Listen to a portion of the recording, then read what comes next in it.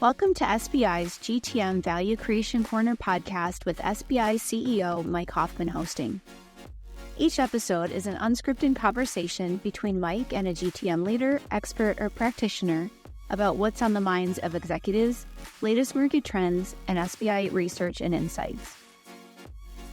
Companies that struggle to drive growth may experience pain points in any of three main areas: new logo acquisition, customer revenue, and product market fit. But problems in product market fit can be the most challenging of the three for any company to solve. In today's episode, Mike is joined by Lisa Johnston, former CMO of Octane and an SBI board member. Their conversation takes a step-by-step approach to breaking down the warning signs of a product market fit problem and how having a close alignment between marketing, sales, and product management is key to overcoming it. Hey, Lisa. Welcome to the show. How are you today? Hey, Mike. I'm doing great. Thanks for having me. I'm glad to have you on the program. So, Lisa, before we get into it, we like everybody to get to know our guests. So, I'd like you to talk a little bit about your path, your career, how you got to know SBI, and your relationship with SBI today. Yeah, thanks for that. And it's an honor to be here. So thank you very much for that. I'm actually a technical marketer. I grew up with an engineering degree and found my way into a large public company, IBM, for many years, but found my way quickly into marketing because I'm super excited about explaining and converting the technology into something really meaningful for those that use technology. So I'm a B2B and a B2C marketer through and through. I found my way into private equity eventually. I've worked for Vista Equity Partners as the managing director of marketing and looked after all the marketing best practices that were deployed into the portfolio companies of that PE firm. And I found there that I really loved the private equity world, which is why I'm back at private equity in another PE-owned business in the Thoma Bravo portfolio called Octane.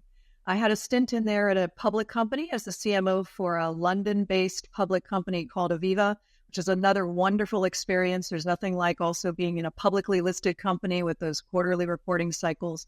And not only did I lead marketing there, but I also stepped into the world of sustainability. So found an area that needed to be addressed and volunteered to help the company build a program around environmental and societal sustainability practices, which was also a fun challenge. So that's sort of my background. How did I find SBI? And today I'm fortunate to be a part of the board of SBI. When I was at the first private equity stint, which was at Vista, I would be searching for good data and good background and good research to use and how we were building best practices across the whole go-to-market function of sales and marketing and product and working together. And I would find great SBI research and leverage that in a lot of the work that we did and how we thought about benchmarking and comparing, which was certainly super important for go-to-market leaders. We absolutely loved the benchmark data that you guys produce and we still value today. That's great. And we're still able to talk you into being on the board. So that's wonderful. So great career, great career, lots of variety. I also always like to have guests who have spent time in publicly traded companies and within PE-backed companies because there are some fundamental differences and there are some things that are the same. So we may have a chance to do some compare and contrast. So thanks for that. And again, thank you for coming on the show. What I want to spend time on today for our listeners is one of sort of the three pain points. So we can talk, and again, SBI runs the gamut between what role does growth play in your value creation strategy and thesis through what is your go-to-market operating model, right, all the way down to the frontline talent. But sometimes people get lost in that and they can't point to it, but people can always point to the pain. And so when we talk to our clients and we go back on thousands of different engagements we've done, hey, can you point to where it hurts? Yeah, it's usually one of three things. It hurts here. We have a new logo problem. It hurts here. The second one is generally in the area of, it's generally customer revenue. And in the form of, we're not upselling enough. We're not cross-selling enough. We don't have good enough retention. Our customer metrics are upside down. So one of those flavors. So new logo, customer revenue, and then the last one is product market fit.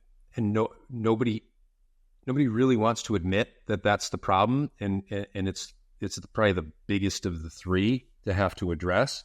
So I want to spend time there today, which is product market fit. And so I'll turn it over to you, just get your perspective on, hey, if a company has a product market fit problem, where do you start? Well, thanks for that, Mike. We'll tackle the tough one here today. And I think these are all very... Right. I didn't say this would... Lisa, I didn't say this would be easy. I said it would be fun. Hopefully you have some good advice.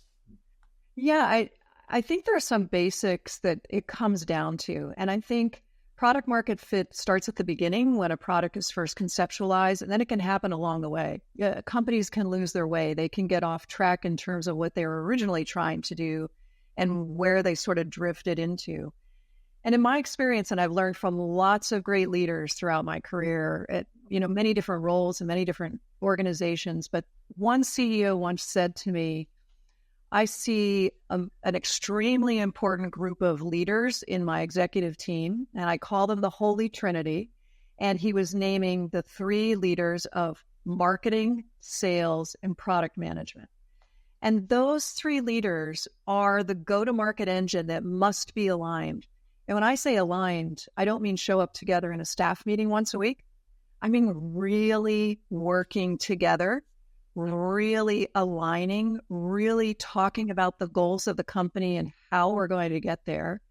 And essentially being sure that what the product is designed for, we really understand the value proposition. That proposition really gets represented in the way we market, talk to the market, generate demand, progress demand, and hand that pipeline over to the sellers who are also prospecting, and altogether building that opportunity pipeline for the company and going full circle and bringing all the information learned through each of those journeys of the buyer and the customer back to the product team once again, so that we're learning consistently from the three of us as the three market-facing organizations for the company. I think it's back to those essential three. Okay. What if, and I've experienced this, and I can talk about it, but what if we know what the market is and what the fit is? Is it okay to go out and sell that before the product's ready? Yeah, that's interesting. I think it's smart to do it. It's smart to test it within reason, right? And what I would mean by that are a couple of things. Doing it in a conscientious way that we won't disappoint the customer. So we don't want to sell something that we can't deliver.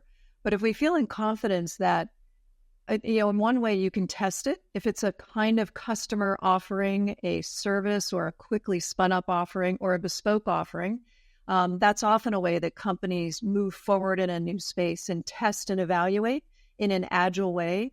So pitch a concept, understand how much demand there is, accept some customer opportunities and bring those to fruition, install, deliver that offering, and bring that information back to the company. There can be some danger, however, if it's not done with respect and with responsibility, obviously, for what the company will deliver.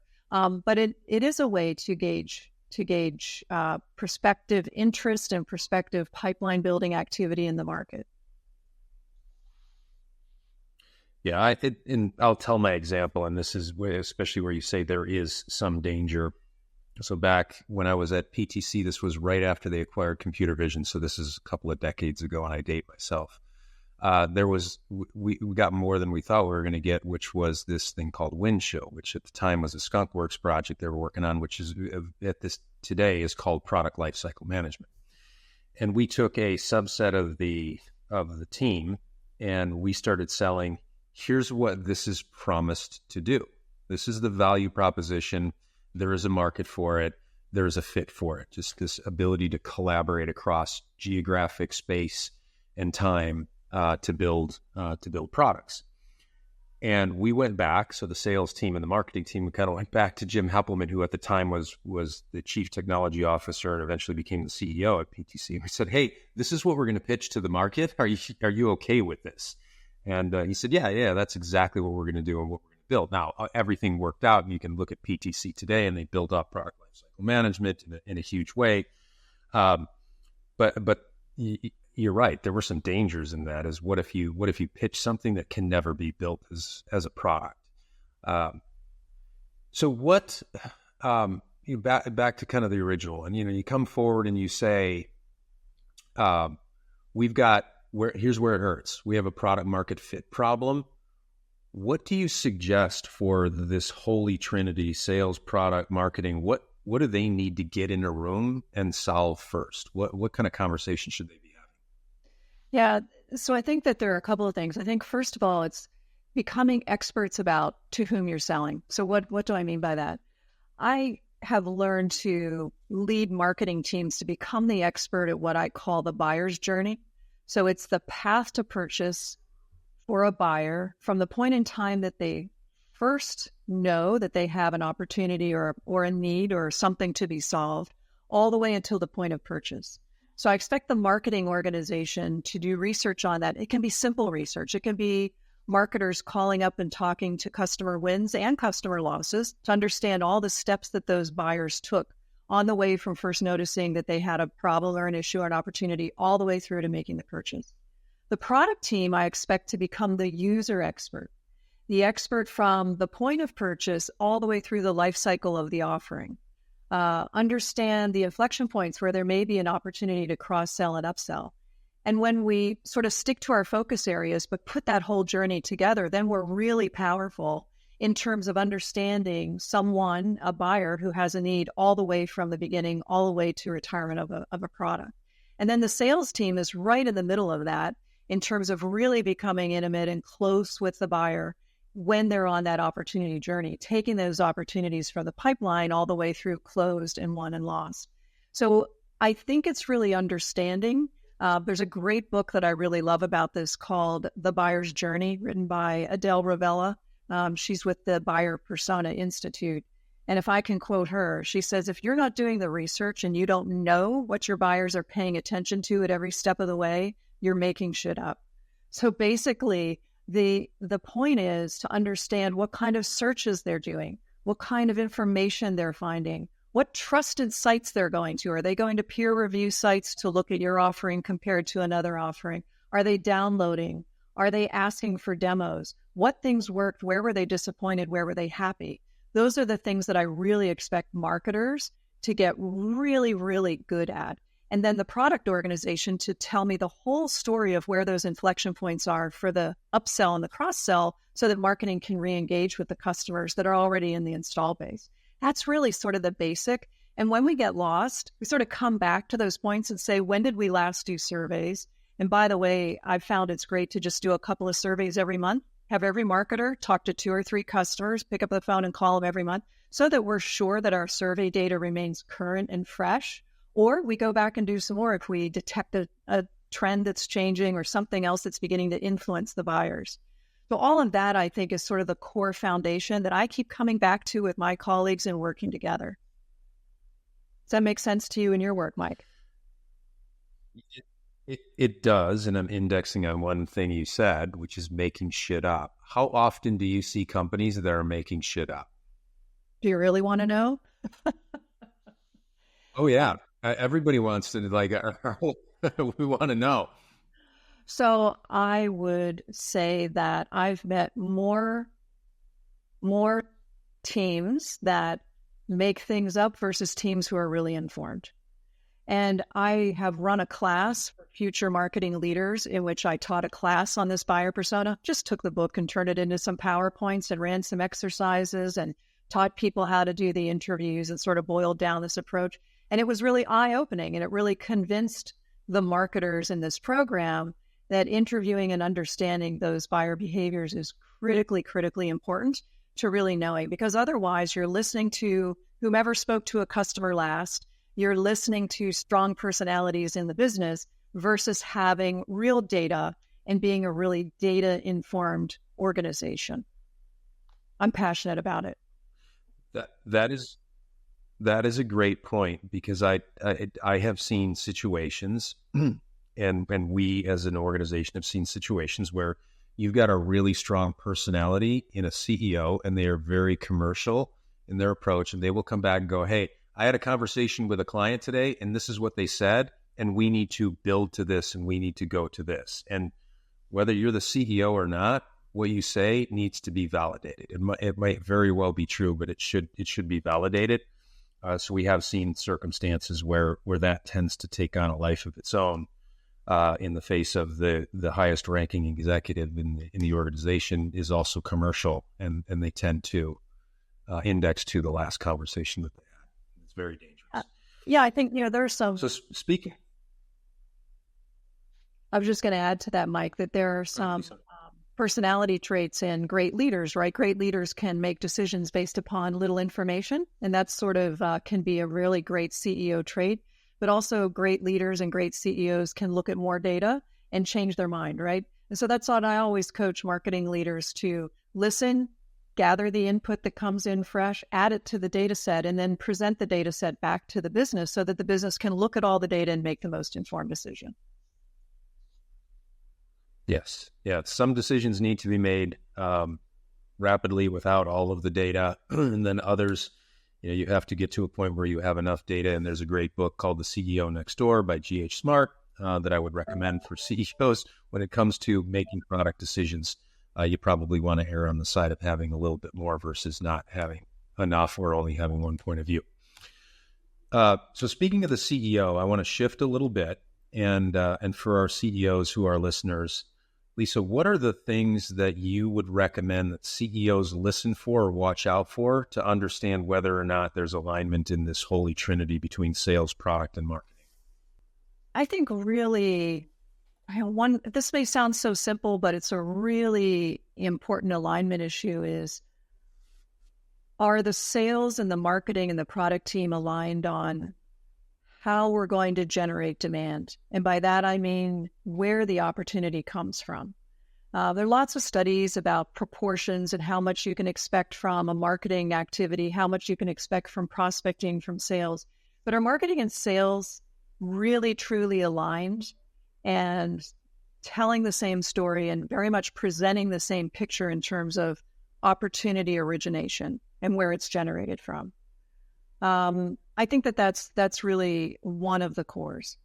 I think another is to ensure that marketing and product and sales build a routes to market and understand the partner ecosystem as well, and are very much aligned if there's a partner play in the way that demand is generated or demand is satisfied. It's an easy place to consume a lot of your personnel, a lot of resource, and really important to think about, are we really aligned within an organization on how sales and marketing and product are looking at the partner ecosystem, which can be such a big part of any business's go-to-market model. That's good. That's helpful. This is to add on to that. This is a little bit of some of the observations we've made. Because if any one of those three, and I drew these three circles attached together, and I love this whole concept that you've got. But sometimes depending on the personalities in an organization, we see one of the tails wagging the dog. Product is, and these are signs that I would put out there for CEOs. Product is telling sales and marketing, like, this is what we're building and we can build this. And they're building it because they can, not necessarily because they should. And maybe it's because you've got a really strong personality within product. And then there are other situations where you've got sales that says, we're closest to the client or the customer, and we know what's going on, and this is what we need to build. And then they're coming forward with things that they should build, and a lot of times those are bespoke. And then you might have, and it's not quite as often, it's usually marketing that gets wagged more than anybody else, but there could be a strong marketing point of view where, they're going out to market with a message that can never be fulfilled and maybe is misguided when you get down to the customer level. So I would add to what you said for CEOs, like, do you have a strong personality in any one of those three where that tail might be wagging the dog of the others? Because there has to be this balance and alignment that you pointed out at the beginning of the conversation. Any comments or anything to add to that? Yeah, I think that's a really excellent point. And I think one thing I would think about too is that it's a win-win-win scenario or equation. And what do I mean by that?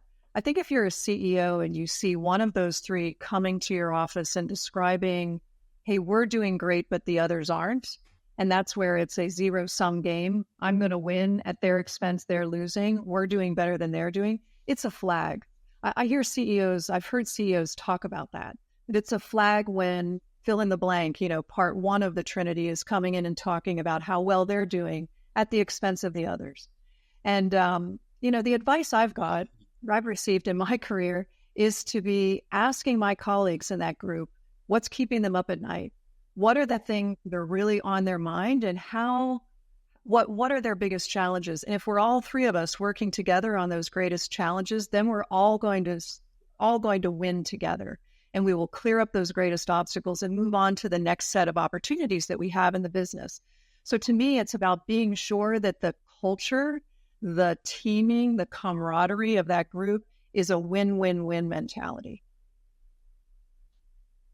That is a great point. Again, back to your original point around alignment. If you're a CEO and you have one of those three people coming into your office and telling you that the others aren't doing their part to carry on. So number one, you don't have a Holy Trinity that's working well, and two, you probably have dysfunction in your executive leadership team, which is and that's the worst time to have it, because if you are challenged with a product market fit, it's a tough time, and everybody's got to be together on the same page.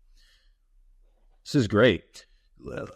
So Lisa, any closing? We're coming up on time. Any closing words of advice, thoughts that you want to share with our audience? Yeah, I think there are a couple. There's one area which I used to have fun doing, which was looking at companies in a portfolio that had best practice around this, and what were some of the traits of what the best of the best did. And there's just a couple of things. There was a company that I worked with that the marketing team would not write one word of ad copy, would not create any element of a campaign until they had shared their campaign plan and strategy with their sales colleagues, sought the sales colleagues' agreement that if this offer was marketed and developed a pipeline of opportunity at a certain price point, at a certain value proposition, at a certain conversion rate, that if the sales team could sell that, then the marketing team would go build the marketing campaign. I thought it was brilliant. It takes a lot of teaming to think about it up front, but it really gains agreement early on that if we build this opportunity pipeline, we all agree that we can take it all the way through the sales process and win at a known conversion rate, and there's not a misunderstanding later in the process.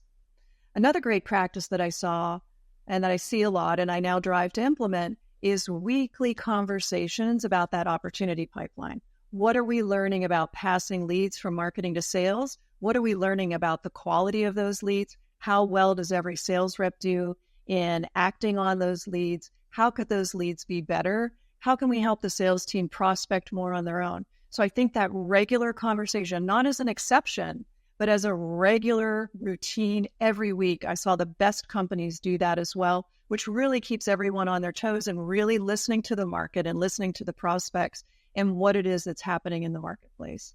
Those are a couple things that I've seen. Yeah, that is good, because that results in, it's just discipline around execution and communication. It drives it all together, and it's hard to fall out of alignment when that's the case. Right. So in summary, I always make a couple of notes of what I pulled out of this. Number one, make sure you have alignment across the Holy Trinity of sales, product, and marketing. Number two, make sure as a CEO that your company is not making shit up. And number three, if any one of those three happens to be complaining that the others aren't doing their job, then one, you don't have alignment, and two, you may have some executive dysfunction, and you will probably never get over that mountain of product market fit. So those are some big takeaways. Lisa, it's been a pleasure having you on the show. Thank you very much. Thank you for all of the advice and guidance that you give as a board member as well. I appreciate you, and I appreciate your guidance along our journey as an organization, and glad you could come on the show. Thanks, Mike. Great to be here. You've been listening to SBI's GTM Value Creation Corner podcast with CEO Mike Hoffman hosting. Visit SBIgrowth.com to read SBI's latest research, join upcoming events, or learn about SBI's GTM services.